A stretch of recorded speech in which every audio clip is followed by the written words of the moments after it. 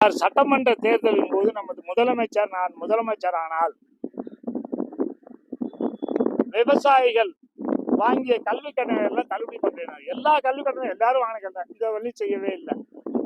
காவிரி 5000 இணைக்கிறேன்னு சொல்லி பாராளுமன்ற எலெக்ஷன் சட்டமன்ற எலெக்ஷன் மாண்புமிகு நேரு ஐயா சொன்னாரு, காவிரி 5000 இணைக்கிறேன், செய்ய மாட்டேங்கிறாரு.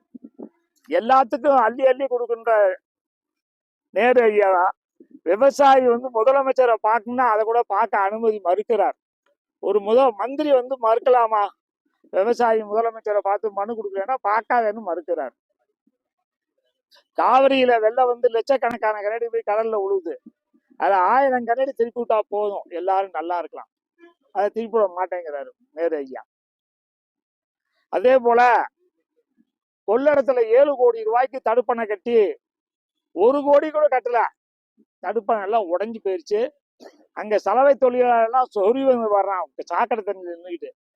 அதை பண்ணித்தாரேன்னு கலெக்டர்னு சொல்றாரு, எல்லாரும் சொல்றாங்க. இதை ஒன்றும் பண்ண மாட்டேங்கிறாங்க.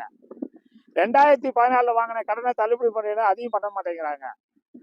அதனால லாபகரமான விலையும் கொடுக்க மாட்டேங்கிறாங்க, வாங்கிய கடனை தள்ளுபடி பண்ண மாட்டேங்கிறாங்க, இந்த வேஸ்டா தண்ணி போற திருப்பி விட மாட்டேங்கிறாங்க.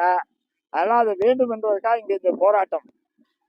கழுத்தால மண்ணில் உள்ள பதிஞ்சு எல்லாம் உட்காந்துருக்கோம்.